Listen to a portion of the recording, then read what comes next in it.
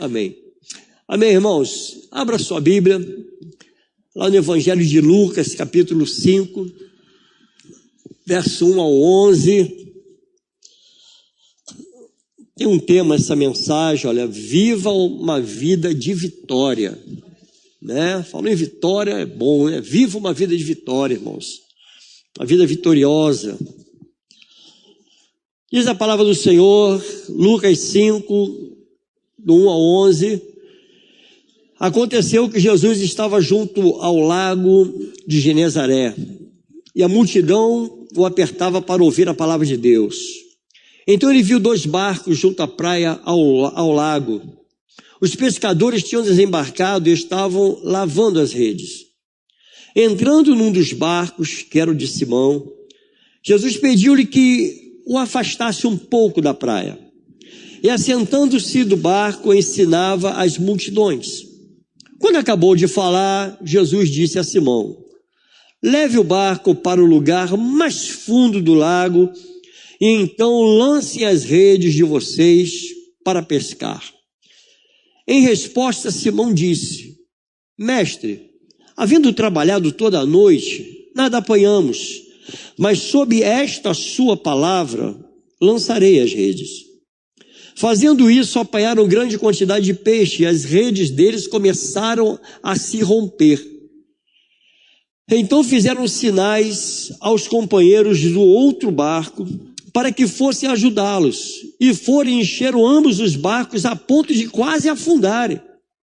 Vendo isto, Simão Pedro prostrou-se aos pés de Jesus, dizendo: Senhor, afaste-se de mim, porque sou pecador. Pois à vista da pesca que fizeram, a admiração se apoderou dele e de todos os seus companheiros, bem como de Tiago e João, filhos de Zebedeu, que eram seus sócios. Então Jesus disse a Simão: não tenha medo, de agora em diante você será pescador de gente.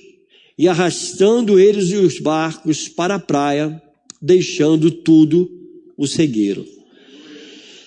Pai, nós estamos diante da Tua palavra, Senhor, e a Tua palavra é alimento para nós. Ela é poderosa, é mais eficaz e mais penetrante do que uma espada de 2 gumes, ao ponto de dividir juntas e medulas, Pai. Deus, eu lhe peço nessa noite que a Tua palavra penetre no nosso coração. Em nome de Jesus, que ela venha não somente fazer morada, Senhor, mas que ela venha agir na nossa vida. Abençoa os ouvidos que irão ouvi-la. Abençoa aqueles que pela internet vão ouvir a Tua voz. Pai, em nome de Jesus, não permita que eu venha atrapalhar essa mensagem, mas que eu possa ser também, ó Deus, assim abençoado e um canal de bênção na vida de cada um dos ouvidos que ouvir essa palavra. Assim eu oro, já agradecendo a Ti, Senhor, pela Tua presença nesse lugar, em nome de Jesus. Amém. Podem sentar, irmãos. Amados, eu tenho certeza que você já ouviu inúmeras mensagens nesse texto. Aqui na nossa igreja mesmo, já ouvimos muitas mensagens. Esse texto ele é usado, às vezes até, eu já ouvi essa mensagem até quando se trata de liderança. Eu já ouvi essa mensagem também. Mas eu quero tratar um pouquinho, falar um pouquinho com vocês acerca de algo que está embutido nessa palavra, acerca do fracasso. Quero tratar um pouquinho com você acerca do fracasso. E quantas pessoas hoje, irmãos, têm experimentado fracasso na sua vida? Tanto na sua vida familiar, quanto nos seus negócios. Muitas pessoas têm experimentado fracasso. Às vezes você investe um tempo da sua vida, investe o teu estudo, investe dinheiro e lá no fundo você acaba fracassando. E essa história, ela tem uma questão de um fracasso na vida desses homens. Os problemas que muitos têm vivenciado hoje dentro do lar, muitas pessoas têm vivenciado e têm trazido frustrações, desânimo. E com isso também a pessoa pensa que, olha, eu fracassei, como líder, como chefe, como um pai, como uma mãe. Eu fracassei na minha família. E quando a gente fracassa na família, isso afeta toda uma vida. Parece que tudo que você plantou, que você tentou conquistar, parece que tudo foi por água abaixo por causa de um fracasso na família. Como isso afeta a nossa vida? Afeta o nosso humor. Isso tira o humor. Tira o humor quando você descobre que algo na tua casa não está dando tão certo quanto você gostaria, irmãos. E esse texto, ele é perfeito para falar desse assunto, acerca do fracasso. Mas o que devia ser um fracasso? O fracasso pode ser um resultado adverso daquilo que você pensou, que você planejou na tua vida, e de repente foi tudo ao contrário. Algo que você não conseguiu atingir, investiu e deu errado, não deu certo. É pensar que nada mais, a partir daí, a partir de um fracasso, é você pensar que nada mais pode dar certo. Quantas pessoas já viveram assim? E porque deram errado no negócio, aí nunca mais quiseram saber de negócio nenhum. Não, eu não sirvo para isso. E pararam a vida está estagnada por causa de um fracasso. Todos reconhecem, quando uma pessoa, por exemplo, é vencedora, todo mundo reconhece, irmãos. Você vê que quando a pessoa vence, às vezes um salto de obstáculos, alguém que vence um clube de futebol, um time quando vence, aí todo mundo lá levanta o técnico, né, assim, e bate palma, todo mundo ovaciona aquela pessoa, porque todo mundo quer estar do lado de alguém vencedor. E essa pessoa que vence, geralmente ela é aplaudida. Diferente do derrotado, ninguém pensa naquele que chegou em último lugar. Ninguém pensa. Você vai numa corrida, você vai ficar lembrando de quem ganhou ou quem perdeu, tirou em último lugar. Só se for você o perdedor. Aí a gente pensa, eu perdi, eu não consegui nada. Mas a gente não vai pensar em quem tirou em último lugar, a gente pensa em quem ganhou a corrida. O pior sentimento que uma pessoa pode ter, a pior coisa que você pode falar para uma pessoa, irmãos, que isso fere, é você olhar para uma pessoa e chamá-la de fracassado. Você fala, você é um fracassado, você não serve para nada. Tudo seu dá errado, tudo que você tenta dá tudo errado, porque você é um fracassado. Eu acho que não tem coisa pior na nossa vida do que ouvir isso. E esse texto, ele nos traz a história de alguém que começou muito mal, começou um dia péssimo, irmãos, passou uma noite horrível, investiu e deu errado, investiu tempo e deu errado, lançou a rede e deu tudo errado, mas que ele termina com uma grande vitória. E por que terminou com uma grande vitória? Porque Jesus estava lá. A vitória veio porque Jesus estava lá. Eles não mudaram o barco foi o mesmo. Eles não olharam e disseram, olha, eu acho que o problema está na nossa rede, nós precisamos trocar a rede. Não, o problema não está na rede, eu acho que o problema está no mar, nós vamos sair desse mar aqui, vamos para o outro mar, porque aqui não está dando certo. Não, o problema não está em nós, o problema não está na rede, também não está no barco, o problema está nos trabalhadores. São eles que não sabem pescar. Não houve nenhuma mudança, irmãos. Eles continuaram no mesmo barco. Eles continuaram com a mesma rede. Era o mesmo lago, era o mesmo local. Mas o que mudou? O que mudou foi a presença de Jesus. O verso 5 vai dizer, em resposta, Simão disse, olha o que ele falou, irmãos. Mestre, havendo trabalhado toda a noite, só nós trabalhamos a noite toda. Era como se ele estivesse falando, Senhor, o pescador aqui sou eu. Eu sei o que eu fiz, Senhor. Eu sei o que nós fizemos e deu tudo errado. Nós trabalhamos a noite toda, lançamos rede, mas sob esta sua palavra aí, o Senhor está falando algo que entrou no meu coração, algo que me deu um ânimo, me deu um boom. O Senhor está dizendo, lança a rede de novo, ou seja, não desista. Eu vou lançar novamente a rede nessa tua palavra. Uma noite de frustração, irmãos. Uma noite inteira tentando. E de aparente derrota. Você imagina muitos de nós diríamos: não, você está louco, eu vou lançar nada, eu estou cansado. Eu já até lavei as redes, já está tudo limpo. Como é que eu vou lá de novo? Vou novamente? Eu passei a noite toda. Você imagina a noite toda em alto mar? Não tem feijoada não, irmãos. A noite toda em alto mar. O que eles comeram a noite toda? O que eles beberam a noite toda? Imagina o frio, aquele momento difícil, a noite toda. Agora vem o homem e diz: olha, lança a rede de novo. Ele está dizendo: olha, não desiste não, rapaz. Não é momento de parar não. Deu errado aqui, não quer dizer que vai dar errado sempre. Você está entendendo isso, irmão? Se deu errado na tua vida, não quer dizer que você vai viver uma vida inteira dando errado. Uma noite de frustração. Imagina o estado emocional daqueles homens. Você já fez alguma coisa na tua vida que deu errado e teu estado emocional se abateu? Você entrou em depressão por causa disso?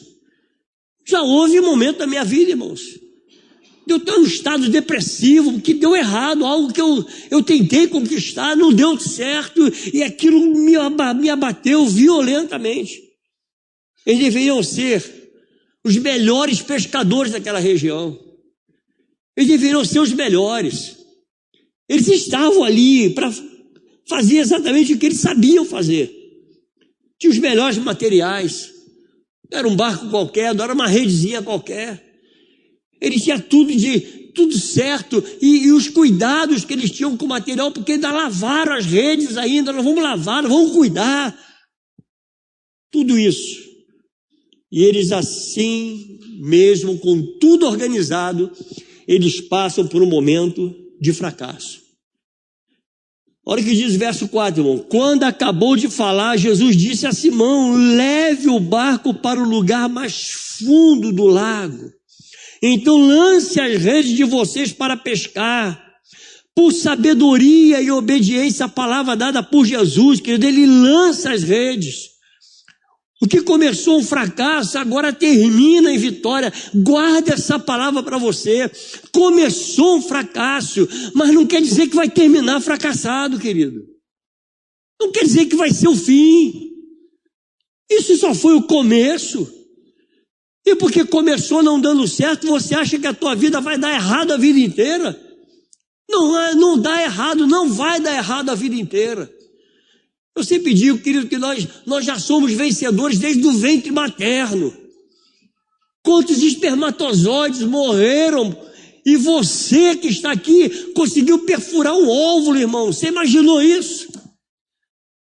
Já imaginou a guerra que foi, a correria? E aí o Senhor olha para você dentro do ventre e diz: vai, meu campeão, vai que tu vai vencer. E você perfura aquele óvulo e você está aqui, irmão. Milhões, milhares de espermatozoides morreram. O Senhor não gera fracassado, ele gerou um vencedor, uma vencedora, irmão. Desde o ventre.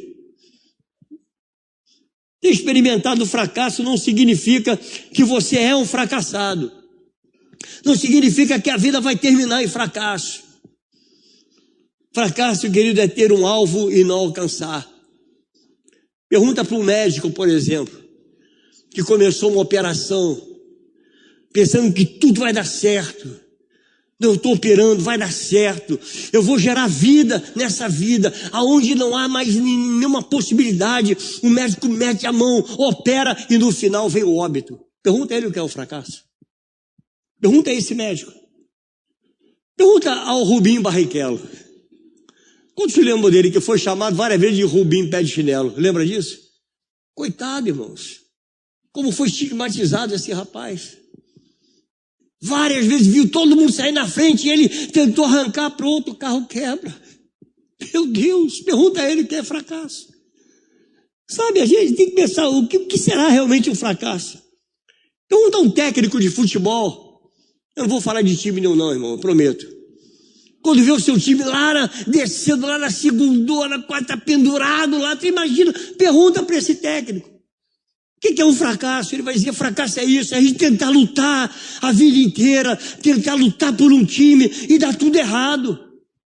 Não sair do jeito que a gente queria. A lista é grande de fracassados. A gente poderia passar a noite toda aqui. Pergunta aquela esposa, irmãos.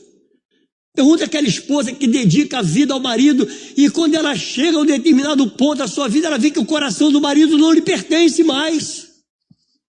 Não é mais seu. E já tem outro no lugar. Pergunta para essa esposa que investiu a vida num casamento para dar certo e de repente está tudo errado. Pergunta a ela o que é um fracasso. Pergunta a um pai. Pergunta a uma mãe. Nenhum pai nem uma mãe gera um filho para dar errado. Nenhum.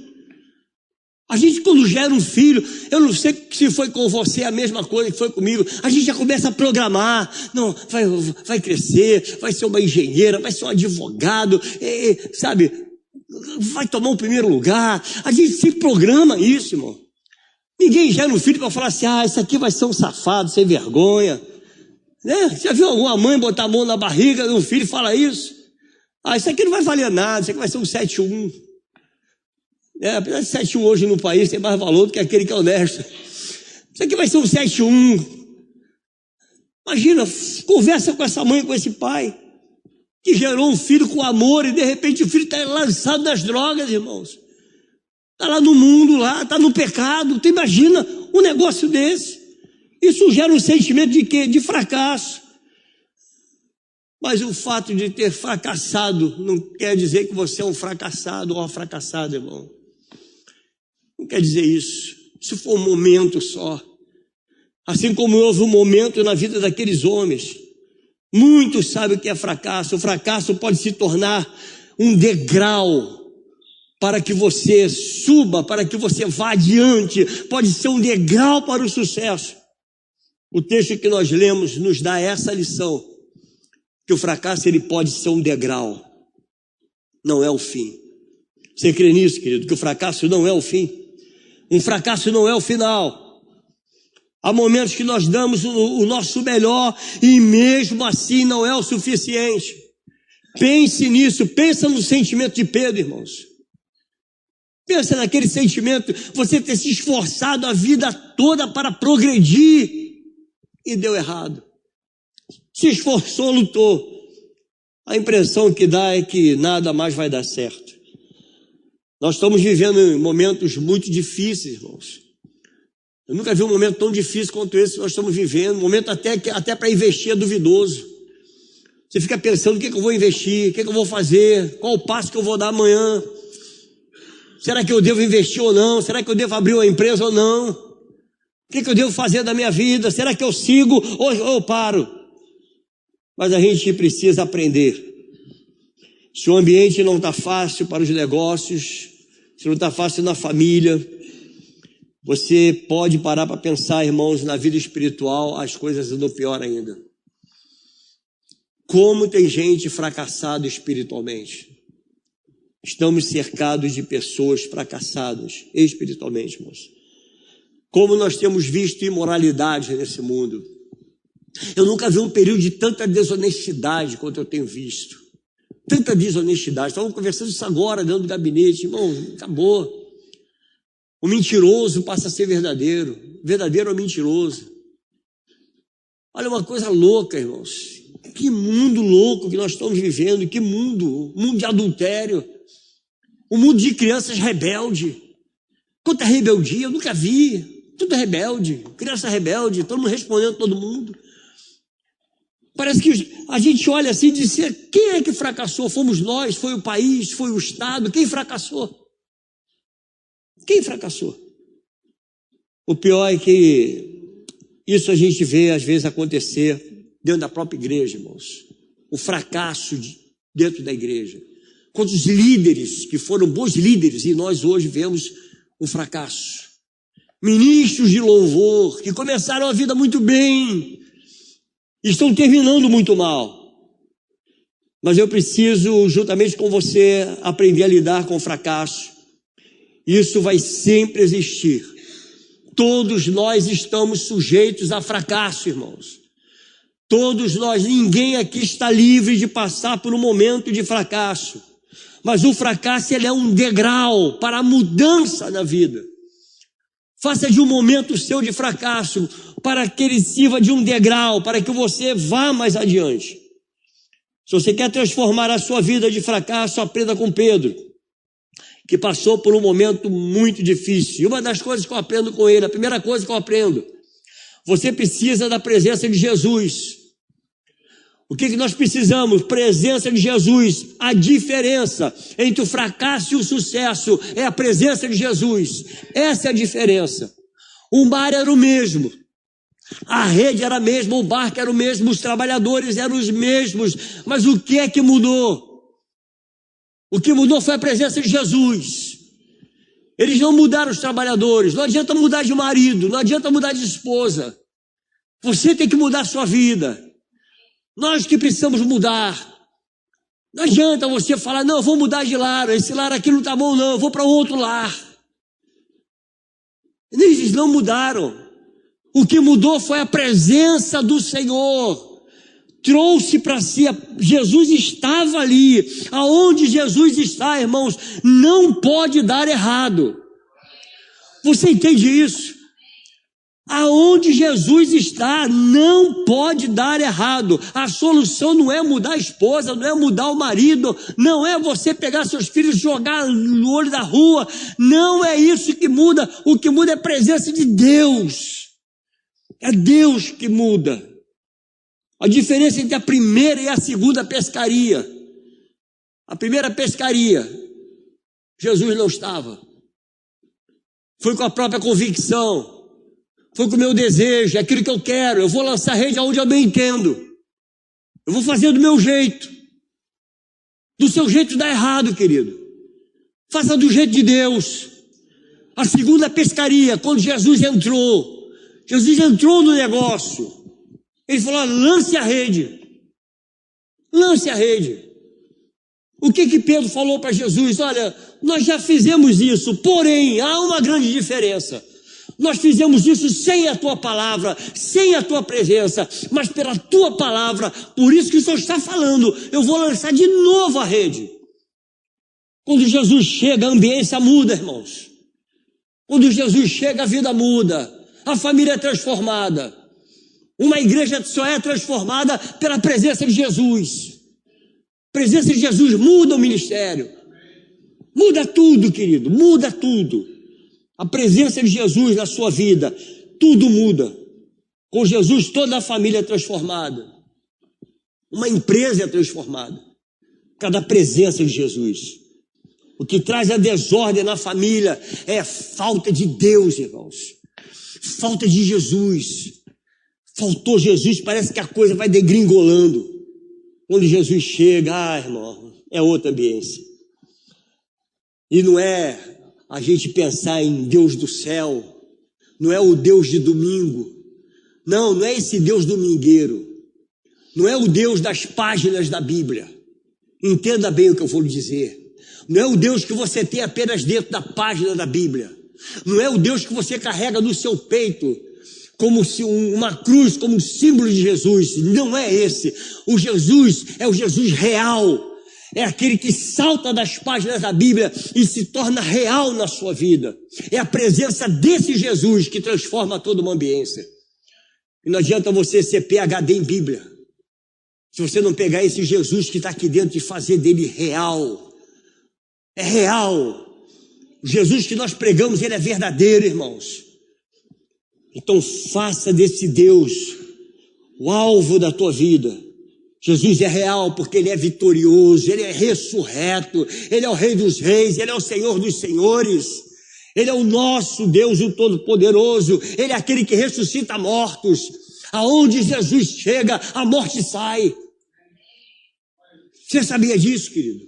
Jesus chegou, a morte tem que sair, porque ele chegou. Jesus, quando chega, ele traz vida, ele restaura a vida. Como é bom quando Jesus chega. Jesus chegou na casa de um homem, lá estava uma menina morta. Jesus falou simplesmente para ela, Talita cumi, levanta. Aonde Jesus chega, a morte, ela tem vida, irmãos. Traz vida onde há morte. Jesus chega diante de um túmulo e diz para o homem, Lázaro, sai para fora. Jesus chegou e o morto saiu. Jesus chegou, querido. Aonde Jesus está, o fracasso ele bate em retirada. A diferença entre o fracasso para nós será sempre a presença de Jesus e a palavra de Deus. A diferença de uma pesca e de outra. Uma foi sem Jesus, a outra, Jesus deu uma ordem. Jesus chegou e deu uma ordem e a bênção aconteceu. Paulo diz que com Cristo nós somos mais que vencedores. Mas por que somos mais que vencedores? Porque nós passamos por lutas e tribulações, mas não abrimos mão desse Deus, querido. Não abrimos mão do Senhor. Não tem a menor chance do teu casamento dar errado se Jesus está inserido nele. Não tem a menor chance da tua vida dar errada se a tua vida está centrada em Deus. Não tem chance de dar errado. Quando Jesus entra no barco, o que aconteceu com os peixes, irmão? Houve uma multiplicação. Lance a rede. Amado, que maravilha. Eu fico imaginando essa pesca maravilhosa. Quando Jesus entra no barco, os peixes se multiplicam, as portas se abrem, as trevas batem retirada. Jesus é o Todo-Poderoso, irmãos. Coloca Jesus no centro da sua vida. Vida com Jesus é vida de vitória em meio à tribulação. Você pode estar passando por luta, irmão. Atravesse essa luta com Jesus e a tua vitória é garantida. Pastor, mas e se morrer na luta? Morre na luta aqui e renasça com o Senhor. Que a palavra do Senhor diz para aqueles que lutarem até o final. O que ele diz? Ele diz que mesmo que morra, você viverá. Aquele que crê em Cristo, irmãos, ainda que esteja morto, ele viverá. Nem a morte vencerá você. É vida de vitória com o Senhor. A segunda coisa, obedeça a palavra de Deus. Olha o que diz o verso 5 ao verso 7. Em resposta, Simão disse: Mestre, havendo trabalhado toda a noite, nada apanhamos, mas sob esta sua palavra lançarei as redes. Fazendo isto, apanharam grande quantidade de peixe e as redes deles começaram a se romper. Então fizeram sinais aos companheiros do outro barco para que fossem ajudá-los. Você imagina? Eles começam a pescar, agora tem que chamar, dar um assovio. Vem cá, a bênção está aqui, rapaz. Volta aqui, que aqui está a bênção. Nos ajuda aqui, porque nós estamos sendo abençoados. Então eles fizeram sinais aos companheiros do outro lado para que fossem ajudá-lo e foram e encheram ambos os barcos. A tua bênção que Deus tem para você não é só sua, querido. Deus tem algo mais para você, para a tua família, abençoar a tua vida. Eles não foram o fim da bênção. Eles não reteram a bênção para eles, mas a bênção foi distribuída. Quantas pessoas são ricamente abençoadas que ele retém a bênção para si? Quando Deus te abençoe, é para você abençoar, querido. Eu vou repetir para você. Quando Deus lhe abençoe, é para você abençoar. Não retenha a bênção de Deus. E foram, encheram ambos os barcos a ponto de quase afundar. Você imagina que loucura, irmão? As redes estavam vazias, o barco estava vazio. Agora, sob a ordem de Jesus, dá para encher 2 barcos. Ainda sobra peixe. É muita bênção, irmãos. Antes eles haviam feito segundo a sua própria vontade. Segundo a sua própria vontade. E nada deu certo. Mas agora, eles foram segundo a palavra de Deus. Querido, quantas palavras você ouve nesse altar, irmãos? Quantas palavras você tem ouvido nesse altar e quantas você tem posto em prática? Amado, preste atenção nisso. As palavras que nós ministramos nesse altar não é para você guardar para você. Você pôr em prática, irmão. Acabou de ouvir uma palavra, agora eu vou pôr em prática. Vou pôr em prática. Quantas palavras de perdão você já ouviu nesse altar? E o teu coração, como é que continua? Continua endurecido? Não, não é para estar endurecido, é para você pôr em prática. Eu ouvi uma palavra, estamos ouvindo uma série de mensagens sobre a igreja, e como é que nós somos igreja? Coloque em prática. Ouça a palavra e põe em prática. Eu não quero ser frio, não quero ser morno, você vai ouvir domingo que vem. Eu não quero ser frio, eu não quero ser morno, Senhor, eu não quero ser morno. Senhor, eu não quero estar aqui em cima do muro, Senhor. Ouviu a palavra abençoada? Põe em prática as palavras que você tem ouvido da parte de Deus, coloque-as em prática. Quando nós seguimos as ordens dadas por Deus, querido, não tem como dar errado. Porque Jesus, ele não é patrocinador de fracasso de ninguém. Você entende isso, irmão? Ele não patrocina o teu fracasso. Por que Jesus manda Pedro se afastar da praia, irmão? Porque a beira é lugar de águas rasas. Eu estive há pouco tempo lá em Praia Seca, né? Até fiz um vídeo até com um cajado igual Moisés. Eu me senti Moisés ali, irmão. Olha só, que abuso. Era o próprio Moisés. Só não abriu, a lagoa só não abriu. Irmãos, você sabe que naquela lagoa estava cheio de peixinho andando no meu pé. Sabe o que era? Alguém conhece manjubinha? É muito bom, mas irmão, aquele peixe, coitado desse tamaninho, irmão. Que isso, irmão? Aquele peixe é pequenininho demais. Porque estava ali na beira. Na beira tem aqueles peixinhos miudinhos, tá entendendo? Ô senhora, ô Pedrão, afasta um pouquinho aqui. Afasta um pouco, vamos chegar um pouco mais lá para dentro. Vamos sair dessas águas rasas. O Senhor está falando para mim e para você, filho, vai um pouco mais no fundo. Vai um pouco mais adiante. Não se conforma com essas águas rasas, não. Vai um pouco mais adiante que Deus tem coisas grandes para você. Ah, pastor, mas eu estou feliz como eu estou. Agora eu já sou batizado. Já passei pelas águas batismais. Está tudo bem. Não, irmão. Você está no rasinho ainda. Deus tem águas profundas para você. Você entende? Não se conforme, não. Ah, vou ficar aqui nessa água rasa. Ah, nosso pastor lá pergunta para ele, pastor, o que eu posso fazer agora, pastor? Pastor, eu estou cansado de estar na água rasa. O que o senhor tem para mim? Ele vai te dar água funda. Ele vai dizer, você quer mesmo? Então vem cá, vamos trabalhar, vamos fazer. Vamos acontecer. Não se conforma com essas águas rasas, não, que só tem manjubinha, irmão. Vai mais no fundo, entra no fundo. Muitos escolhendo pouco por não entrar em um relacionamento profundo com Deus, irmão. Aí tem pouco. Que não escolhe ter um bom relacionamento, um relacionamento profundo com Deus, se conforma estar nessa mesmice da sua vida espiritual. E o Senhor está nos convidando nessa noite, olha, eu quero você lá no fundo, saia da margem, faça como Ezequiel, eu gosto muito desse texto, esse texto é maravilhoso. Olha o que diz o capítulo 47, se você está com sua Bíblia aí, ó. Texto muito conhecido, verso 3 vai dizer assim: o homem saiu para o leste, tendo na mão um cordel de medir, mediu 500 metros e me fez passar pelas águas que me davam pelo tornozelo. Ah, tá bom. Há pessoas que vivem exatamente assim, que vivem a vida nesse nível, na superficialidade com Deus, permanece só no nível da salvação, do batismo, sabe? Estou tranquilo aqui, tá tudo bem. Não. Deus tem mais para você. Deus tem mais, querido. Amado, para chegar ao ponto de você ser um obreiro, um trabalhador, um diácono, um pastor, é profundidade, irmão. É você ir mais fundo. Não, eu quero mais fundo. Irmão, para mim tá bom ser pastor, tá? Não quero mais que isso não, tá ótimo. Mas você está entendendo, querido? Mas as pessoas se conformam, não, para mim tá bom, eu estou sentado aqui, ninguém me incomoda. Você foi chamado para coisa grande, amado. Coisas grandes de Deus. Deus tem coisas grandiosas para você. Deus quer fazer de você uma explosão, uma bomba para explodir o inferno, irmão.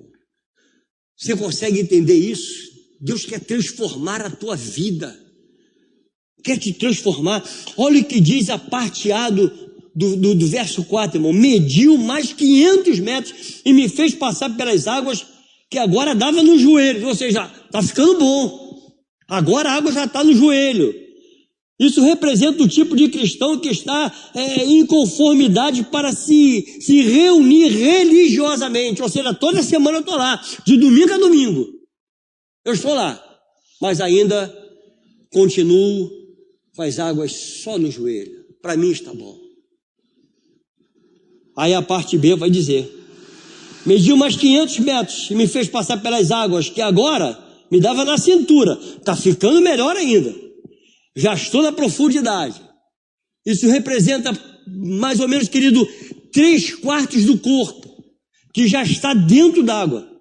Não se aprofunda, talvez por uma questão de medo, insegurança. Tem gente que não avança por causa de medo, querido. Não, eu acho que isso não é para mim. Olha, nós vamos ter um curso agora de líderes de célula, sabia disso? Sabe quantas inscrições eu tenho? 3. Talvez muitos pensem exatamente isso. Não, não é para mim. Eu tenho medo. Como é que eu vou fazer? Deus está te chamando, irmão. Você está sendo chamado por Deus para ir mais fundo ainda. Aí vai no verso 5. Mediu ainda outros 500 metros. E era já um rio que eu não podia atravessar, porque as águas tinham crescido. Eram águas em que se podia nadar. Um rio pelo qual não se podia passar andando. Agora acabou a minha segurança agora só em Deus. Enquanto as águas estão no tornozelo, no joelho, querido, no peitoral, você ainda consegue assim se controlar, mas as águas quando estão acima, meu irmão, só Deus.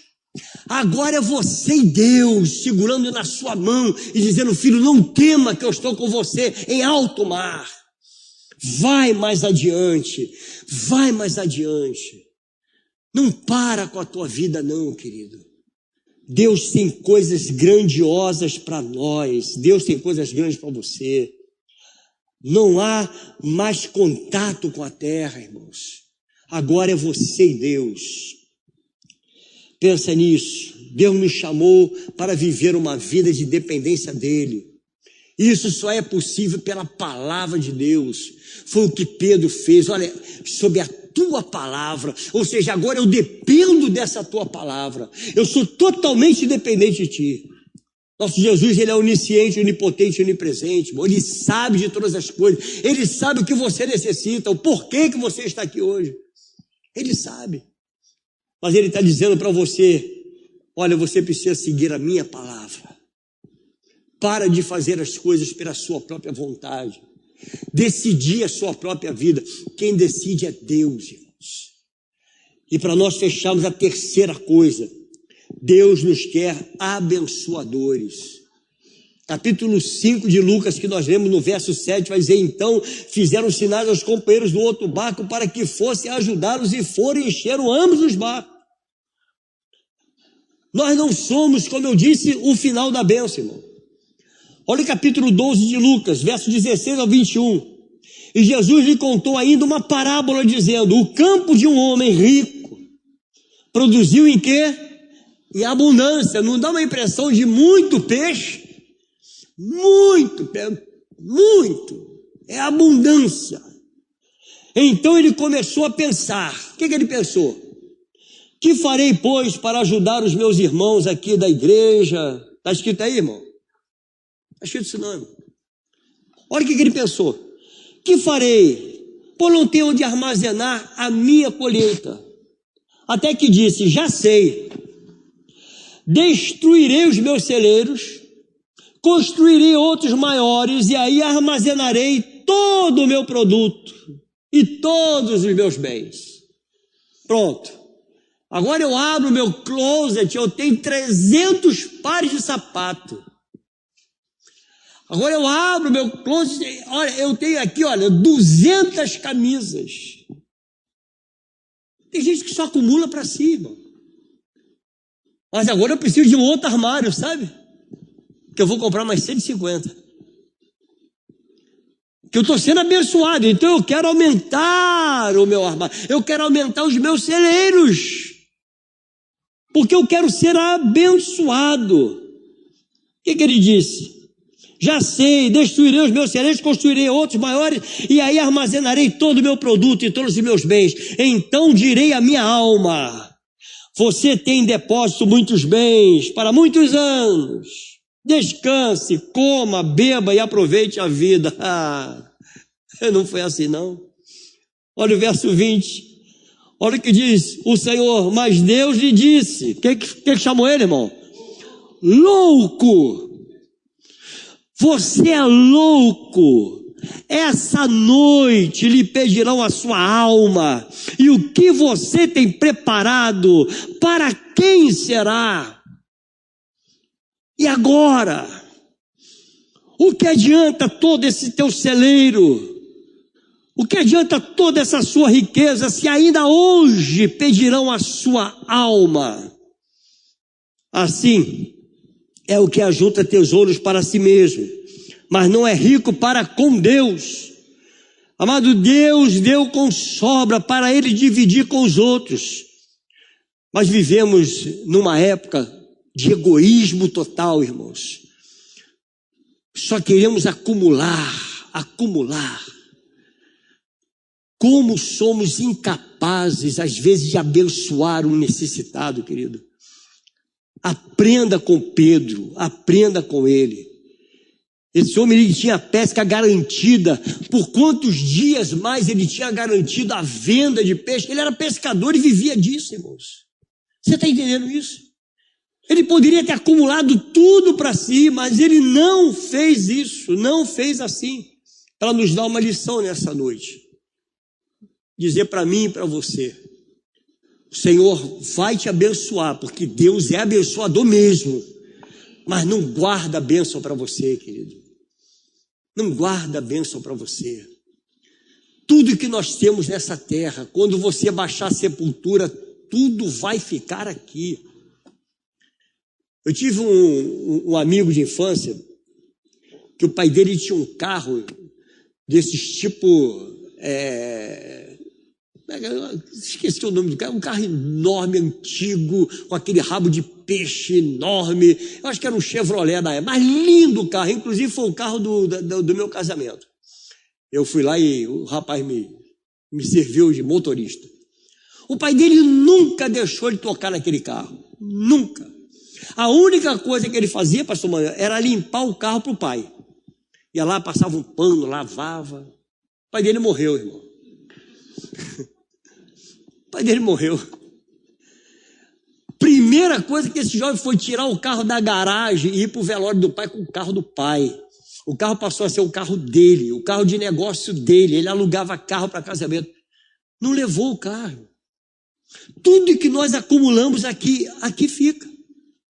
O que adianta Deus te abençoar grandemente se você retém a bênção de Deus para você? Você imagina a gente ficar pedindo: Senhor, eu quero que multiplique meus negócios. Deus é capaz de multiplicar? Sim, irmão, é capaz, Deus é capaz de tudo.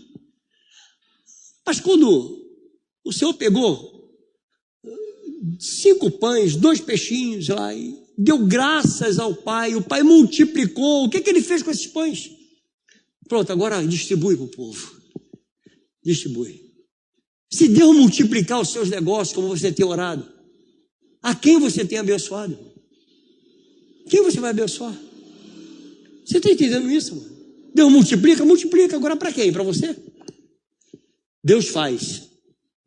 E quando Deus fizer, abençoa. Seja você um canal de bênção. Porque, amado, certamente se nós baixarmos a sepultura agora, como ficarão os seus negócios? Tudo que você acumulou, como ficará? Pense nisso. Pense se vale a pena. Pense se vale a pena você só acumular para você, não ser abençoador. Nós somos irmãos, querido. E eu tenho certeza que na igreja tem pessoas necessitadas. Está o Júlio aí que não... né? Júlio sabe. Campanha do quilo... só a graça. Só a graça, irmãos. Como é uma luta para ter 1 quilo para levar para um centro de recuperação. Eu garanto que Deus tem te abençoado. Nós não podemos ser o final da bênção. Então, se você quiser sair do fracasso, mude sua vida, querido. Muda a sua maneira de pensar. Aprenda a compartilhar. Antes Pedro era um fracassado. E agora ele está vivendo com alegria. Vivendo em abundância. Por quê? Deus o abençoou. E ele foi abençoador. Que Deus abençoe a tua vida, querido. Creia que com Jesus no barco, A vitória ela é garantida. Que aonde Jesus está é bênção, irmão. É vitória. Paulo, quando disse eu tudo posso naquele que me fortalece, ele estava falando que ele tudo pode em meio a luta e tribulações. Ele passou por lutas e tribulações, mas ele venceu. Eu tudo posso, ou seja, eu não abro mão da minha fé. Eu não abro mão da minha fé. E o Senhor o fez mais do que vencedor em Cristo Jesus. Não abre mão da fé. Não abra mão da tua fé, irmão. Permaneça firme. O fracasso, ele é passageiro. Não tem fracasso que dure para sempre. Uma pescaria deu errado. Não quer dizer que todas dariam errado. Uma pesca. Um momento seu da tua vida pode ter dado errado, que você fez as coisas sem a direção de Deus. Mas essa noite, Deus te trouxe aqui para dizer para você, filho, coloca aí no acostamento aí. Encosta aí um instantinho. Para um pouquinho no acostamento. Isso. Deus tem um acostamento para você. Agora, filho, que você está no acostamento, desce da direção. Desce. Passa para o outro lado. Agora, filho, que você passou para o outro lado, deixa eu conduzir para você. Seja apenas o carona. Não tenta conduzir, não. Que vai dar errado de novo. Deixa o Senhor tomar a direção da tua vida. Então, essa noite, meu convite para você é esse. Vá para o acostamento. Diga, Senhor, eu paro por aqui. E que o Senhor tome a direção. Em nome de Jesus. Vamos colocar de pé, irmãos. Vamos orar. Quero orar por você.